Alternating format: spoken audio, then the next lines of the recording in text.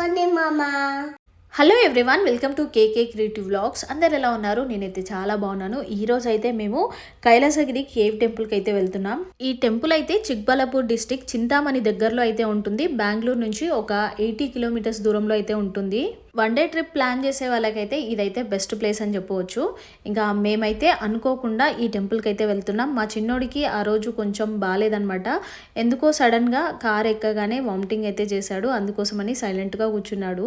వెళ్ళే దారిలో మాకు రోడ్ పక్కన ఈ పూలతోట అయితే కనిపించింది. అసలు ఎర్రగా కనిపించేసరికి నేను ఏంటో అనుకున్నాను. అంటే ఏ పూలో నాకు అర్థం కాలేదు. కానీ దగ్గరకు వచ్చి చూస్తే ఇవైతే చామంతి పూలు ఎంత బాగున్నాయో అసలు.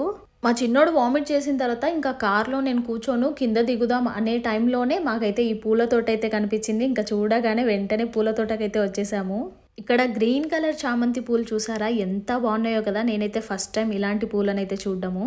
నాకు అర్థమైంది ఏంటంటే ఫస్ట్ గ్రీన్ కలర్లో అయ్యి దాని తర్వాత ఇంకా పింక్ కలర్లోకి చేంజ్ అయ్యి తర్వాత ఈ కలర్లోకి వస్తాయని నాకైతే అనిపించింది. బట్ అది నిజమో కాదో నాకైతే తెలియదు. ఎవరికైనా తెలిస్తే మాత్రం తప్పకుండా కామెంట్ సెక్షన్లో కామెంట్ చేయండి.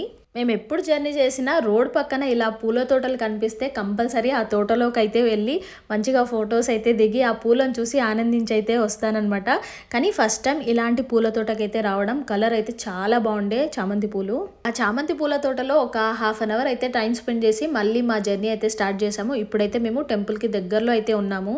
మేము ఇంటి నుంచి బయలుదేరినప్పుడు అయితే బాగా ఎండగా ఉండే, కానీ ఇక్కడికి వచ్చేసరికి క్లైమేట్ అంతా చేంజ్ అయిపోయింది. వర్షం పడేలాగా ఉంది. మేమైతే ఫస్ట్ టైం ఈ కైలాసగిరి కేవ్ టెంపుల్కి వెళ్ళడం, అది కూడా మేము ఇన్స్టాగ్రామ్లో రీల్స్ అయితే చూసి మాకు దగ్గరలో ఉందని ఇంకా ఈ టెంపుల్కి అయితే వచ్చాము. కానీ ఆ రోజు అయితే బాగా రష్ ఉండే. ఈ గుడి అయితే ఉదయం 9:30 నుంచి రాత్రి 8 గంటల వరకు అయితే తెరిచి ఉంటుంది. టెంపుల్ ఎంట్రీ ఫీ అయితే ఏమి ఉండదు, కానీ పార్కింగ్ అయితే మనం పే చేయాల్సి ఉంటుంది. కానీ మేమైతే ఆ రోజు వచ్చేటప్పుడు కొండపైకి ఎక్కేటప్పుడు చాలా రష్ ఉన్నందువల్ల మేము కొంచెం టెంపుల్కి దూరంలోనే పెట్టాము. ఇంకా తర్వాత అక్కడ నుంచి నడుచుకుంటూ వచ్చామన్నమాట. అందుకోసం మేము అక్కడ పార్కింగ్కి ఏం ఫీ అయితే పే చేయలేదు. టెంపుల్కి వెళ్ళే ఎంట్రన్స్లోనే మనకి వాష్రూమ్స్ కూడా ఉంటాయి. మళ్ళీ పైకి వెళ్ళిన తర్వాత వాష్రూమ్స్ అయితే ఏమి ఉండవు.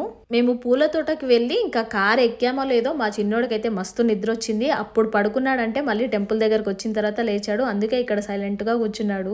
ఇక్కడ మా కృతిక్ ఏమో కోతిలాగా చెట్టు ఎక్కుతానంటే సరే ఎక్కువ అని చెప్పాను అనమాట. ఇంకా అదేమో సరిగా ఎక్కడానికి రాక మళ్ళీ నవ్వుతున్నాడు నన్ను చూసి. మా చిన్నోడు కొంచెం యాక్టివ్గా ఉండింటే మా కృతిక్ పని చేసేవాడు, కానీ నిద్రపోయి లేచినందుకు అలా సైలెంట్గా కూర్చున్నాడు. మా కృతిక్ ఏమో ఇష్టం ఉన్నట్టు కోతిలాగా మొత్తం కొండలన్నీ ఎక్కేస్తున్నాడు. ఇప్పుడు మీరు చూస్తున్నదే కైలాసగిరి కేవ్. దీన్ని భీమబకాసుర బెట్ట అని కూడా పిలుస్తారు.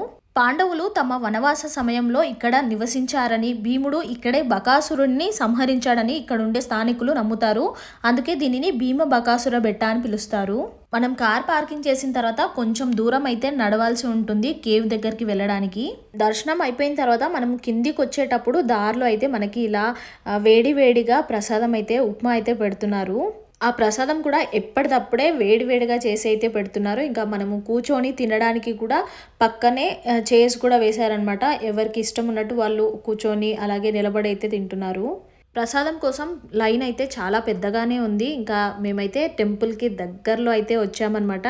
ఇంకా మా చిన్నోడేమో ఆ రోజు కొంచెం నీరసంగా ఉన్నందువల్ల ఎత్తుకో అంటే ఫస్ట్ అయితే వాళ్ళ నాన్న అయితే ఎత్తుకున్నాడు. కానీ మా కృతిక్ ఏమో వాళ్ళ నాన్న ఎత్తుకోవడం అస్సలు ఇష్టం లేదు. వాళ్ళ తమ్ముడిని నేనే ఎత్తుకుంటా అని చాలాసేపు అడిగాడు అనమాట. ఇంకా అందరం కొంచెం సేపు ఎత్తుకుందామని చెప్పానమాట. ఇంకా అప్పుడు కూల్ అయ్యాడు. ఆ కొండ మీద కొంచెం ఎక్కేటప్పుడు అప్పైతే ఉందనమాట. కొంచెం కష్టంగా ఉంటుంది, నీకు చేతనవ్వదు నాన్న వద్దు అని చెప్పినా కూడా అస్సలు వినట్లేడు.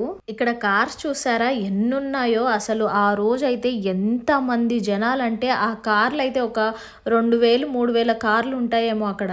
ఇక్కడేమో మా కృతిక్ వాళ్ళ నాన్ననైతే ఇరిటేట్ చేస్తున్నాడు. నేను ఎత్తుకుంటా అని ఎంబడెంబడి పడుతున్నాడు. ఇంకా లాస్ట్కి వాళ్ళ నాన్న అయితే ఇచ్చేసాడు ఎత్తుకో అని. వాళ్ళ తమ్ముడికి ఏదైనా అయితే మా కృతిక్ అయితే అస్సలు తట్టుకోలేడనమాట. ఇంకా ఆ రోజు కూడా వామిట్ చేసుకున్నందుకు చిన్ని తగ్గిందా అని ఇంకా వాడి దగ్గరే ఉంటున్నాడు. మా చిన్నోడేమో నేను ఎత్తుకుంటే అస్సలు ఎత్తుకోనివ్వడు. కొంచెం సేపు ఎత్తుకోగానే నీకు కడుపుని వస్తుంది కదా, నువ్వు వద్దు అని చెప్పేసి నేను నడుస్తానని ఇంకా నడవడం అయితే స్టార్ట్ చేశాడు. ఇప్పుడైతే మేము కేవ్ దగ్గరికి అయితే వచ్చాము. పైనుంచి వ్యూ అయితే చాలా బాగుంది. ఊరు మొత్తం కనిపిస్తుంది. ఇంకా అక్కడ ముందు వైట్గా చిన్నగా కనిపిస్తున్నాయి కదా, అవన్నీ కార్లు అనమాట. పార్కింగ్కి కూడా చాలా పెద్ద ప్లేస్ అయితే ఉంది. ఇక్కడ ఒకటి కొన్ని స్టెప్స్ అయితే ఉన్నాయి, ఇంకా మిగతాది మొత్తం మామూలుగా రోడ్ లాగే ఉంటుంది పైకి ఎక్కేటప్పుడు. ఇప్పుడైతే మేము కేవ్ లోపలికి అయితే వెళ్తున్నాం. అలా కేవ్లోకి రాగానే ఆ లైటింగ్స్ మధ్యలో అసలు ఎంత బాగుందంటే మాటల్లో అయితే అస్సలు చెప్పలేను, అది ఎక్స్పీరియన్స్ అయితేనే తెలుస్తుంది. ఈ కైలాసగిరి కేవ్ టెంపుల్ని అయితే 1994లో శ్రీ చౌడారెడ్డి గారైతే నిర్మించారు.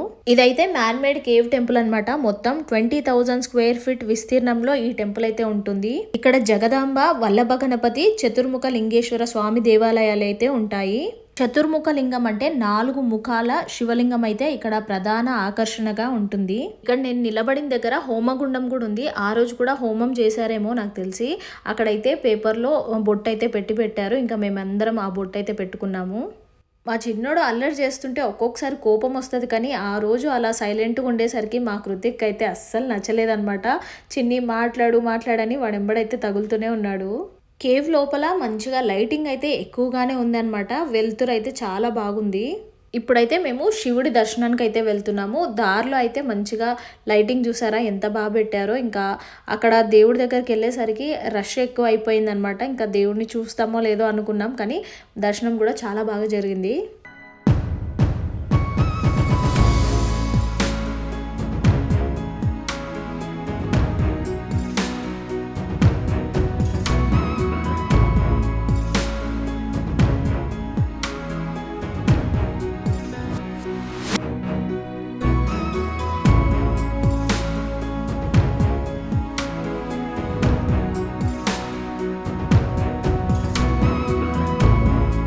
ఏ గుడిలో అయినా ఫస్ట్ మనం వినాయకుడిని దర్శనం చేసుకుంటాం కదా, సో ఇక్కడ కూడా ఫస్ట్ అయితే మనం వినాయకుడిని దర్శనం అయితే చేసుకుంటాము.